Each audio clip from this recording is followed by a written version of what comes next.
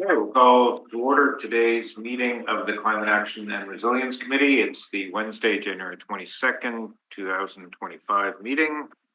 I'll start with the land acknowledgement. I'd like to acknowledge that we are in Treaty 1 territory, the home and traditional lands of the Anishinaabe, Innu, and Dakota peoples, and in the national homeland of the Red River Métis. Our drinking water comes from Shoal Lake 40 First Nation in Treaty 3 territory. I'm Brian Mays, the City Council for St. Vital. I'll be chairing today's meeting, joined by committee members as well as our coordinator. Laura is here, and we have a new member. So I don't know where we have that on the agenda here, but we'll welcome Matt Dryborough, who is the acting deputy CAO for the city of Winnipeg, here having moved on to another job. So welcome to Matt, who has worked with me on many files over probably the better part of a decade here at City Hall. So happy to have you. As well as city clerk staff are here as well. I should say that as well. So thanks. And do we need a notice of motion for our one absent member, or are they attending by Zoom? No, Darcy's not attending. Okay. So thanks. Yes, okay. Motion then to approve the minutes of the previous meeting. Thanks, Joseph. We don't need a seconder, right? Good. All right, all those in favor, please so indicate. Thank you. That's any opposed. That is passed. So you've got the agenda in front of you. We've got couple of items to follow up on from last time. It's a lot of work done by Laura to get the annual report together, so thank you for that, and by committee members. I think first though, Madam Clerk, we don't have anybody in delegation, so we go first to report one. A couple of things I wanted to highlight, and one item that we really should follow up on from our last meeting. Couple of things have been happening. The water and waste staff have put out, we're finally getting going on the 7-year arc to get to a curbside compost program. So the water and waste staff have put out a request for proposals, the private sector, to get that work underway. Progressing at least toward this longer time frame than a lot of us would have liked, but we are progressing on the compost pickup. Quite a bit of work going on with city arenas, including in looking at least one example of, I got this very long report, and so thank you to Brad Erickson and Jeff Patton for sending me all this. And it's more than I am sort of overwhelmed by all this detail that they're sending, but we certainly are moving to the Winnipeg Ice Rinks ground source heat pump system feasibility study, which desperately needs an acronym. So we're evaluating the potential of using waste heat generated by the refrigeration plant in City Arena, and the excess energy could then be used, would be used via ground source heat pump in a nearby city indoor pool. This is separate than the very long running Indeed study of that came out of the energy roadmap about energy use in city buildings and putting some money toward that. I know other Laura here has indicated, has done a lot of work, and I would very much hope we get that into the next budget. Some tens of millions of dollars to do building retrofits, because that report has been delayed, and we'll have one more budget here after the one that's coming in next week. So certainly hope we can do something there. We had some money actually originally allocated by Rochelle Squires, so it's been around a while. So that money is for city arenas. Part of that money is going toward looking at geothermal, heat pump use. I do think we have a thing at council where you can do a notice of motion, which is you just put it on the agenda, and the next meeting you have to debate it. It's a device to ensure your thing gets debated. And so we don't really have that here, but at the next meeting, I would like to see if we can do something about, by then, hopefully we'll hear back from the province on geothermal. I know the issue of a geothermal utility remains live there. Ministry of the Environment may be changing due to the unfortunate passing of Nello Altamar. That may have a ripple effect. We'll see. But I would like at our next meeting to talk about what we can do on geothermal. And I know Matt has some familiarity with this from the public service end. Is if there's some sort of report, it's tricky to get, as we'll come back to, it's tricky to get a motion out of here and back all the way up through to EBC, and it may have to go through planning committee and not water and waste, who really wouldn't have any role on the geothermal part of things. But anyway, at the next meeting, I think we should talk about that. So that's the arenas. Commendably, and I'll give Matt some credit along with Richard Mahe from our housing office. The report that's coming to council next week on $12 million infrastructure program. If we ever get the money, we're not sure we will. It would come next year. This is federal housing money that's to go toward infrastructure projects that would promote social housing, well, public housing. Part of that included a provision about energy efficiency, and there's a scoring matrix, and to my pleasant surprise, that was in there. So thank you to Matt and to Richard for pushing that forward, and should pass at council. I'd be shocked if that didn't pass at council. We may never get the money, but that at least I think we're talking a lot about housing, and we're not talking at all about energy efficiency as part of that push to get more housing. So this at least is a foot in the door. So pleased to see that. Just on that, we can work with Becky and her group to flesh out what that provision in the program would look like as far as energy efficiency upgrades. Yeah, well, that would actually be an ideal use of the talent around this table, and why this group was created was, because I think the phrasing was you'd get points for surpassing minimum requirements for energy efficiency. Yeah. But what does that mean? And so Happy to leverage the talents on this group to flesh that out in detail. And I guess the other thing I wanted to mention was, and I think this is where I should do this in our agenda, the motion that came out of here, and we had a lot of delegates come here speaking in support, and we had a lot of delegates, to their credit, come out at Water and Waste Committee, and it still didn't pass a Water and Waste Committee, was the motion we put in.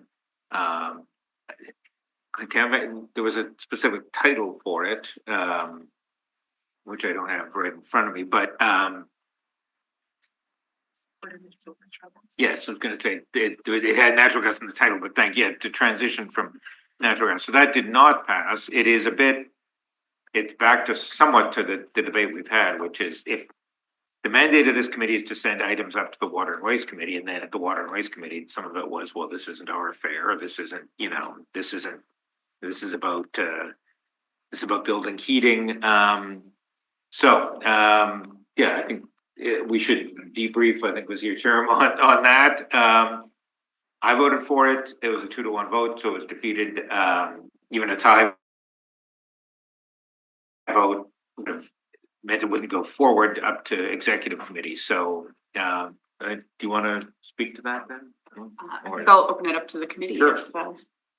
Comments? Yeah, I have some comments about that, if that's okay. Please, Yeah, I did want to speak to it about it not passing.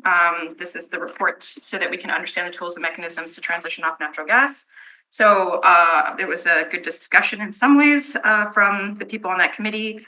And so I agree that we're not here to flip the switch tomorrow. And so if anybody's thinking that that's what anybody's pushing for, you're missing the understanding of the word transition in that.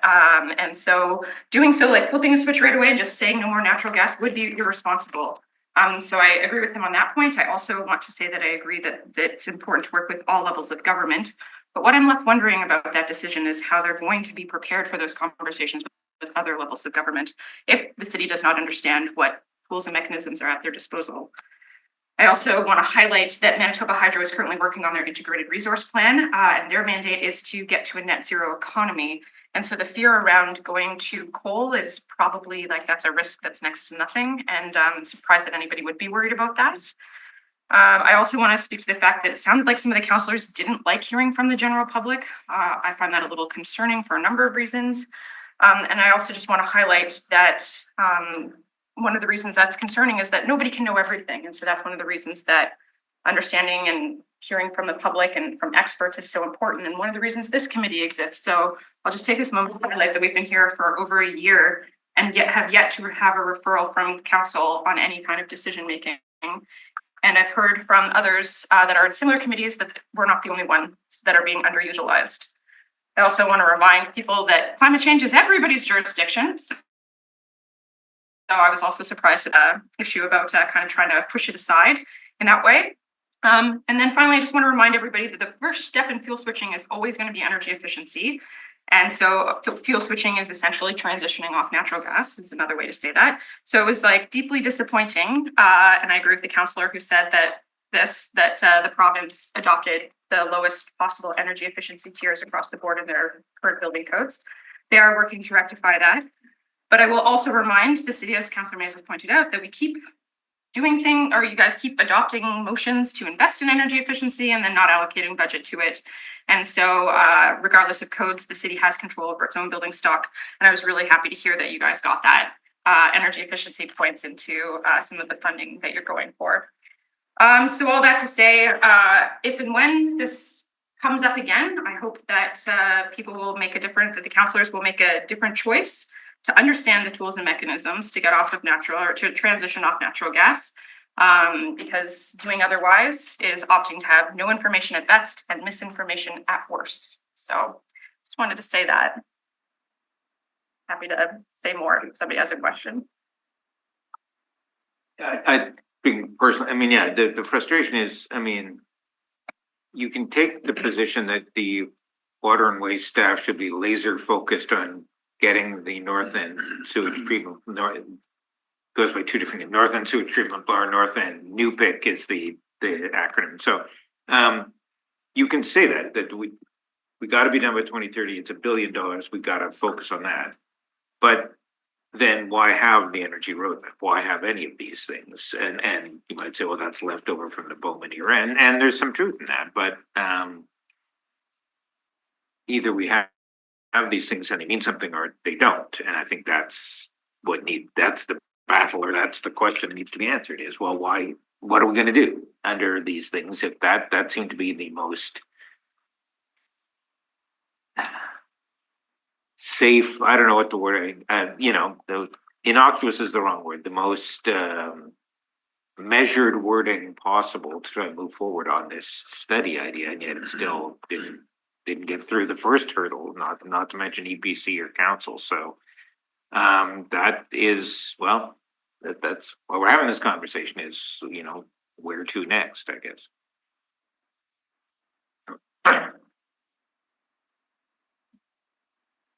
So all of which will have to be, we will have some more. There was the second motion that got through the, hey, province, can you update us about what you're doing on geothermal? And I don't think we've heard back on that yet. That hopefully we get that before our next meeting and we can move forward from that. Because yeah, certainly the motion did quote from the energy. It wasn't the motion literally quoted from the energy efficiency wording from the province. Okay, so I will. Do I then move to accept my report? Someone else could move to receive your report as information. Fair enough. Sure, Laura. Thanks for that. All those in favor? Thank you. Okay, so report from committee coordinator. Perfect. Welcome to our first meeting of 2025. I'd like to welcome back 3 members of the committee for a 2-year term. Yes. So Casey, Joseph, and Darcy, who's absent today, but they were appointed by council through the boards and commissions process for another term. So we're really glad to have you back and the returning members and see from the work that we did last year so that we can build on that momentum.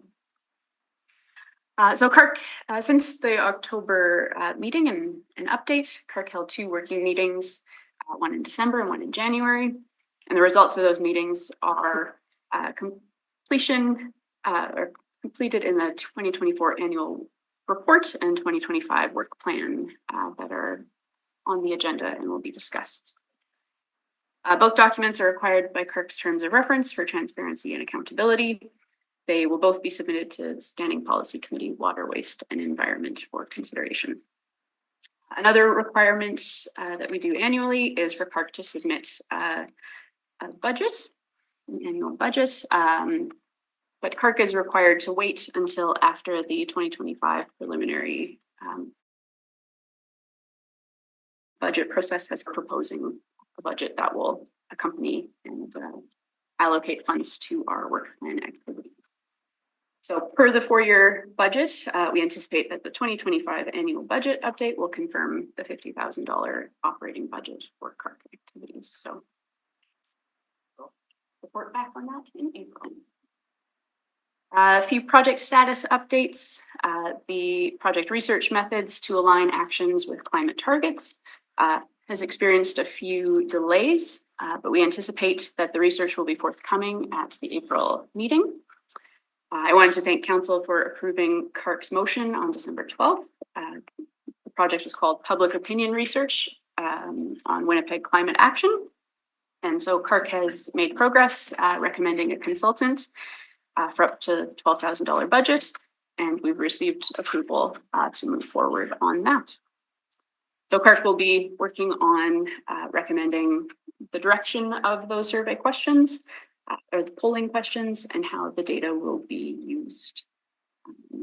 And I will work with the consultant with the support of the Office of Public Engagement to draft those questions for the survey.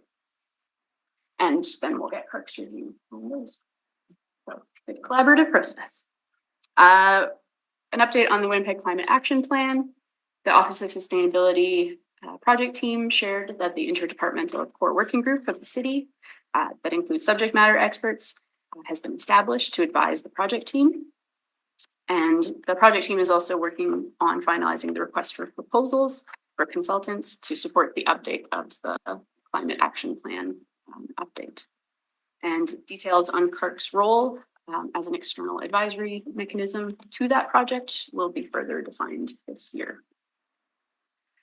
If the public or anybody would like to connect with the Climate Action and Resilience Committee, we have a new email address for you to reach out. And so that is carc@winnipeg.ca or CARC@winnipeg.ca. And the next CARC meeting is April 24th, 2025. 24. And other details are available in my written report. Okay.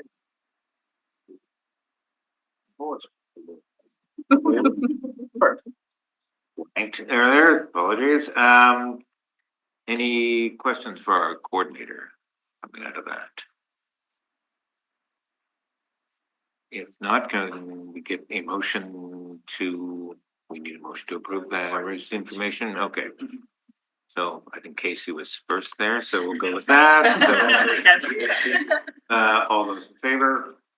And that's confirmed, not opposed, the next one. No report. I think Matt having just arrived here, and we've had a report from Moira in the past, but I think you're not on. Yeah, I mean, I can just sort of take this opportunity to introduce myself. My name is Matt Drywood. I'm the acting deputy chief administrative officer. Prior to taking on this role, I was the senior manager of economic development city. Prior roles in the mayor's office, and prior to that, provincial government, and so economic and finance roles. So happy to be here. In the next meeting, I'll hopefully have a more substantive report. But at this point, introductions, I guess, will have to suffice. Thank you. Okay, so number 3 then, is that over to you, Laura? This is the researching methods to align actions with climate targets motion. Yes, as I mentioned, there's just been a few delays in receiving that or having that research unfold. And so we just are asking for a bit more time to report back. Okay, so are you able to move that? I don't think I Okay. Just a motion for an extension of time. Okay, sure. So Lisa. Sure. Moved, okay, thanks. All those in favor, or sorry, that was for me, any discussion on that? So we should have it back then for April with the, The report and recommendations. we're within budget on that. Okay. Good, all right, there's no further discussion, then, call the question, all those in favor? And any opposed? Okay, that's carried. Climate action, that we have the annual report in hard copy here. Does this go? Just go to, Water and waste. okay. Wait, and that's meeting next week, no, week after that, I think. I can just double check for you. They meet on February 3rd. Okay. Okay, Laura, are you speaking to this one? Yes, I'll give a few highlights. So yeah, 2024 was a productive year. CARC focused on establishing internal processes and relationship building, learning about what the city is doing on climate change and navigating its systems and policies to identify opportunities and challenges for climate action. I would like to just bring your attention to the budget. And so CARC spent $5,524 and some change of the $50,000 budget. And that was primarily on food for meetings and graphic design for the annual report. There was $32,000 in professional and non-professional services that were approved and allocated, but the work was not completed in the 2024 budget year or calendar year. Therefore, the costs are deferred to the 2025 budget. So that's why we didn't spend as much as we had planned to. And I just want to thank Cassie Regier for their graphic design and layout work for the annual report.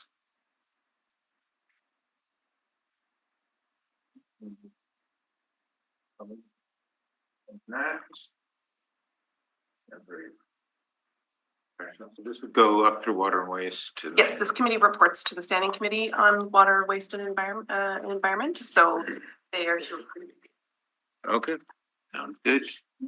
A little bit to Yeah. our past year a little more in the annual report. And of course, I want to start out by thanking Laura for putting together that annual report and kind of being our rock this first year. And of course, my thanks to the artist Cassie Rieger as well for the beautiful designs. Yeah, I would say even though we didn't get every motion that we wanted passed, what we have achieved is, and what we're going to achieve, what we're achieving right now is going to be exciting for the new year, sorry.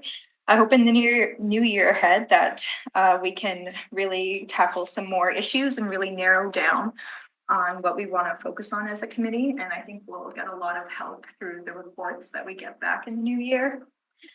And although I understand our chairs and our own frustration as a committee, I'm hopeful that we can kind of come together for better, broader understanding of what we need to do for our community as a committee and for city council. Thank you so much. Thank you. Thanks to everybody for serving on the, I guess we're a year in now.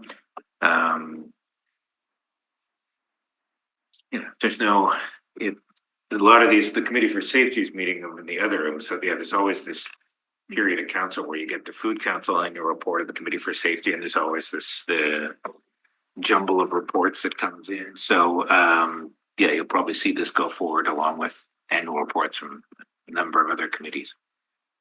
Okay, if there's no further discussion, then Joseph moved to receive as information the 2024 annual report. Do we recommend that for approval? Then I'll receive as information. All right. Recommend for approval. Does it go all the way up to council? No. No. The budget goes all the way to council. Sorry. Yes, good point. All right. Good, thanks for that clarity. Okay, so we'll call the question then on moving forward with the annual report. All those in favor? That's carried. And Laura, I assume back to you on the 2025 work plan. Yes.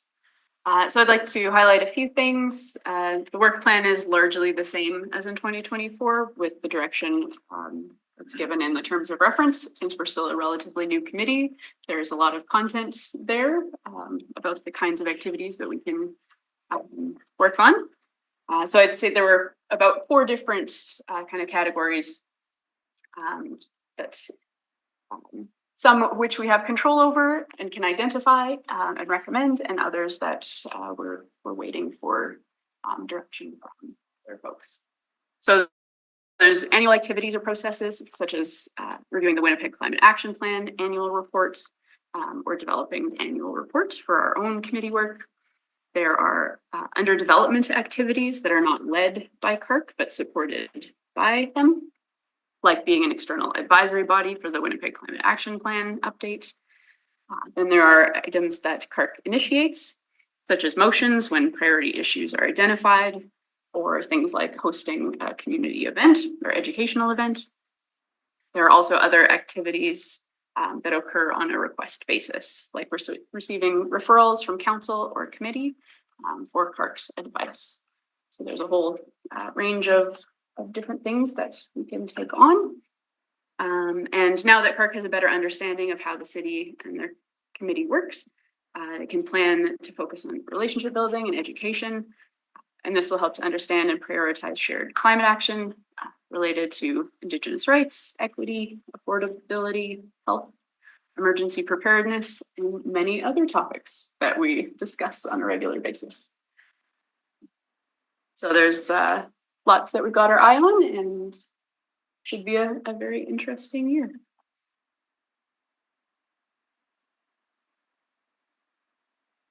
There's no change in the budget this year. haven't heard yet.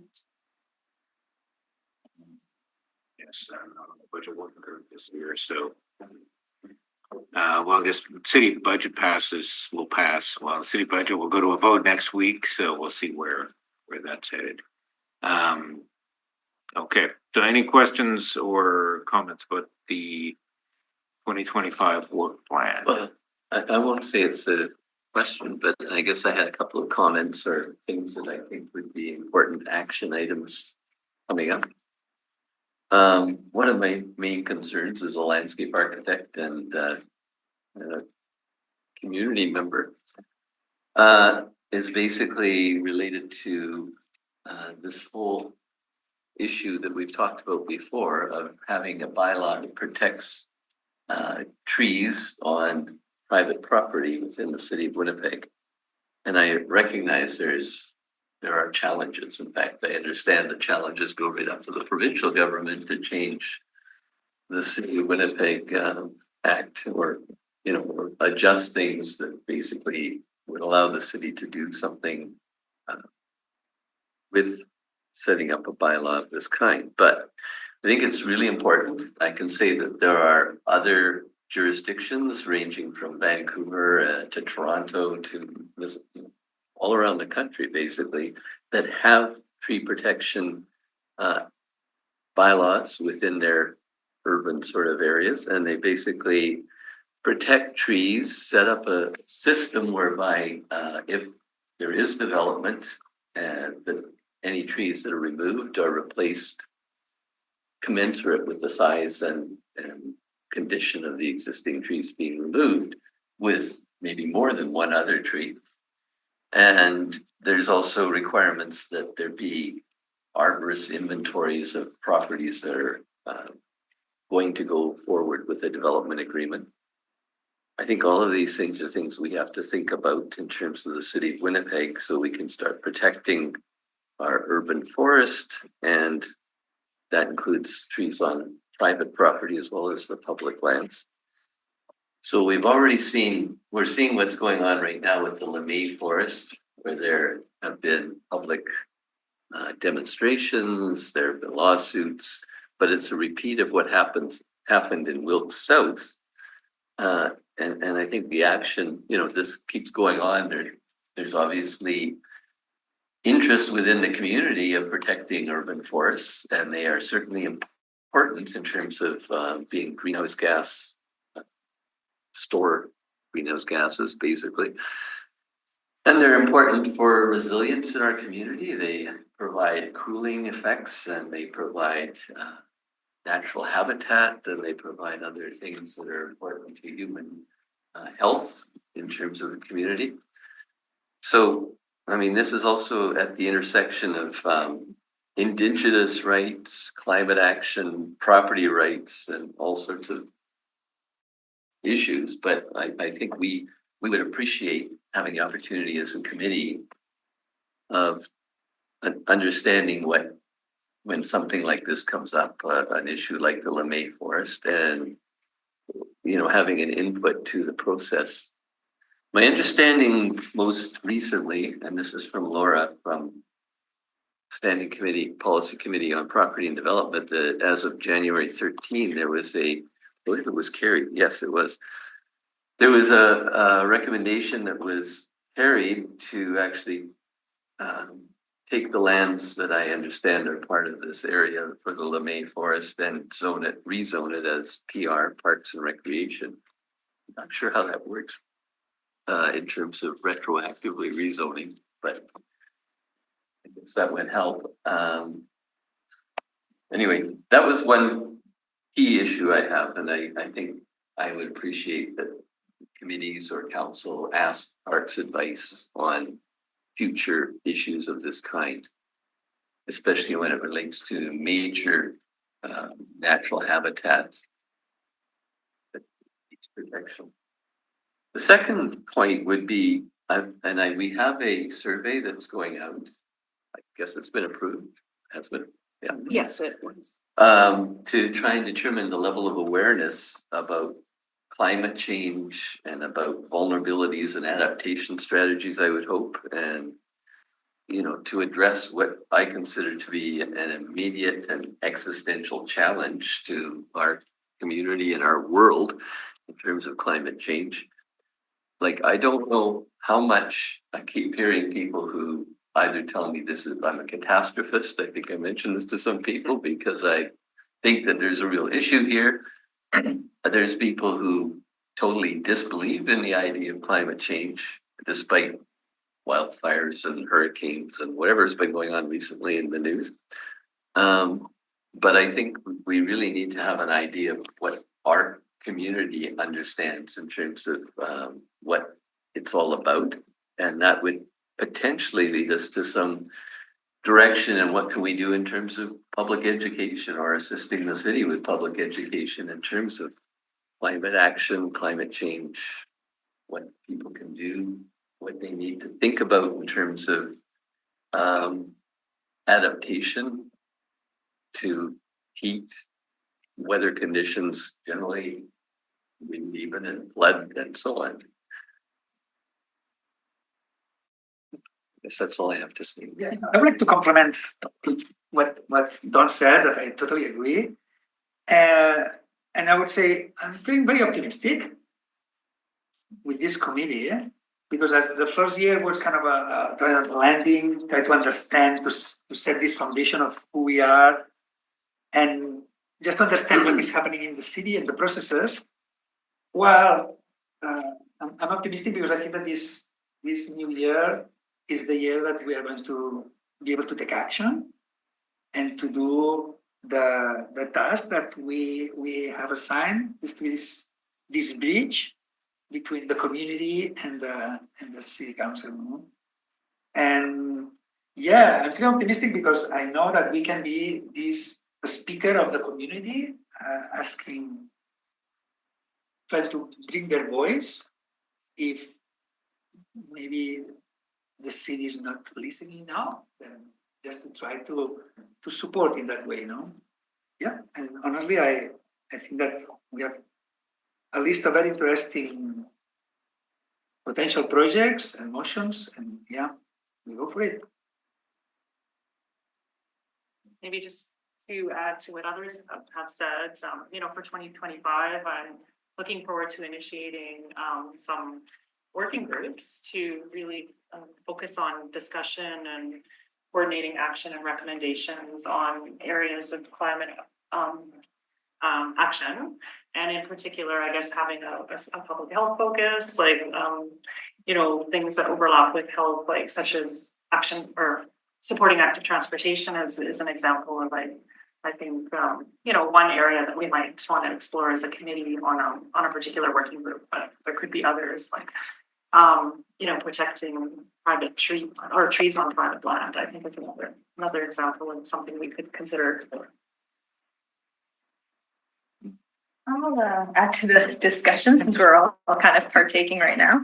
I was thinking about what you said about education, Dawn, because what we were talking about in our last meeting, just like together informally, that we were kind of really hammering home that we need better communication and better education between ourselves and council and also in the general public. And that starts with schools as well, because what kind of clicked for me when you said education was that I know that Efficiency Manitoba has, I think, Generation E or something, program where the schools can opt in to get program material and lessons from it. But again, it's opt in, and again, it's only related to energy efficiency. And the rest is kind of up to science classes to teach students on what matters. So I think increasing that education at that level, I don't know, that's not really within our realm, but also increasing that communication and seeing what exactly counselors are familiar with. And what we're doing, because again, it's so very broad that of course not everyone is going to have every answer. One thing that, and you brought this up, Casey, you mentioned council, so it just twigged to me that one of the things I was also wondering about is not faulting Councillor Mays, but what's the general level of awareness of climate change, climate action requirements within council as a whole? I think there's a gulf between voting for something like the energy roadmap and then implementing the energy roadmap and the costs that come with that, and how much do you really want to do? So I do on the private tree bylaw, though, I think there's tremendous interest in that. Like that should play out during this year, I think during 2025. And so we can probably try and get some. It's not coming yet, but it's probably coming by the summer, I would think. But so we should try and get a report on that maybe at April or at the meeting after that. Because I think there's the political will to do something on that tree bylaw. What that's going to be exactly,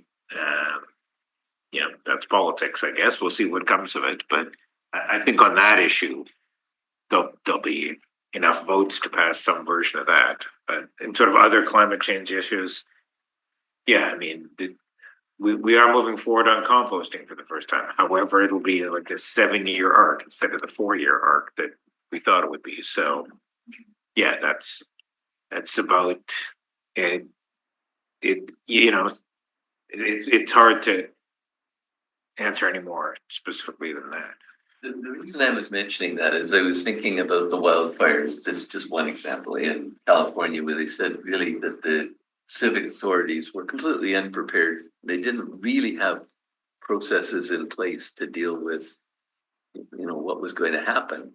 So, one of the things I see our committee maybe helping with is helping to identify, I guess you'd call them vulnerabilities, and then what adaptation strategies you need to address those. I know, for example, I was involved with a company that worked on the flood manual for the city of Winnipeg for many years.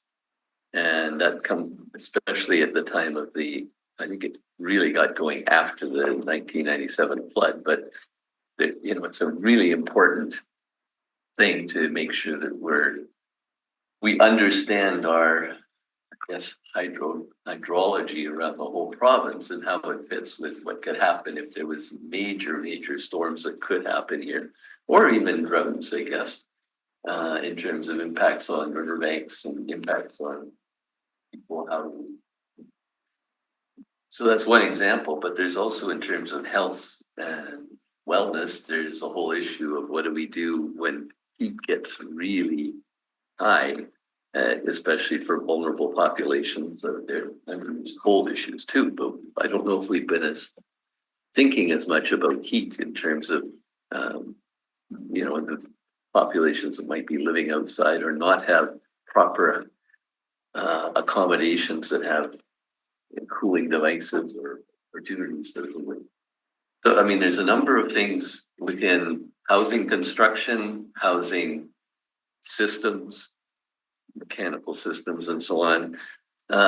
And, you know, planting trees will obviously provide a lot of shade and so on if you can keep them alive, but that means that if there's droughts, you have to have processes to make up water. I mean, there's many, many issues, but I think as a committee, we have people with specialties in a number of areas that we can help address that. And so I would hope that we can be involved a bit more in the coming year in terms of actually dealing with issues and helping the city to move forward to a point where we're not going to be taken by surprise, or if there's a major event that happens, we can actually have processes in place within the city's system to address them.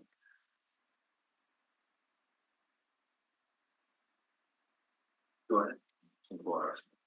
Yeah, I was just gonna mention that through the Winnipeg Climate Action Plan update process, some of those conversations will definitely unfold, and CARC has the advisory mechanism to be part of some of those conversations and provide input. And there's also the Office of Emergency Management, and so perhaps there are some ways that we can get the committee some information, some of our working group meetings, so that there's better understanding what the city is already doing. Yeah, so and there's a tension in this place, I find, between, you get long presentations about how we need to car-free lifestyle and just do everything locally. By the way, we're also closing all the local outdoor pools and building a brand new super center. The regional serves 150,000 people. You go, how does that run together? That doesn't, but we have different departments in here working in silos quite often. So that's the discussions we have here is there is some irony in that we're closing down some of the smaller, older things and trying to take this big, I had to fight to save the St. Vital Library in my work when I first got elected, because we're gonna have this regional library that'll, no one would have walked to it or taken the bus to it. No one, the way it was being planned. So yeah, I think we've done an uneven job on that, but yeah, that debate needs to happen.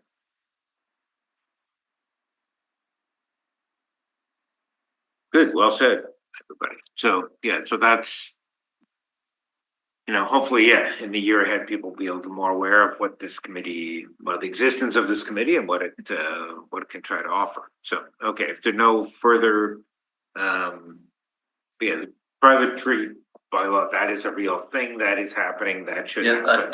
I'm aware that it was proposed in the urban forest strategy and that there was some action on it, but really think it would have been nice to have it in place before the LeMay Forest came up. Well, yeah, there's still plenty of legal jousting to occur on that one yet. Okay, so if there's no further discussion, then everybody's moved. So you haven't, and Don hasn't moved something yet. So if you can move to, do we need to move forward with the work plan, or? It goes to water and waste. Sure, it goes to water and waste as well. Okay. I'll move that. Thank you. Okay, all those in favor? Thank you. So that's carried. Right, so for the next meeting, we will have some movement on that motion on the reports. Hopefully we'll have a little more idea on geothermal and a little more idea on the private tree bylaw. And hopefully the public polling as well. Yes, good point. Is that due? That's due back? There wasn't a deadline on it, but I think that's our anticipated. Okay, great. Okay, so if there's no further discussion, Matt is a member. He can move adjournment. He hasn't moved anything yet. All right. My seminal contribution. All those in favor and opposed? Thank you. Good work, everybody, and we're back April 24th. Okay.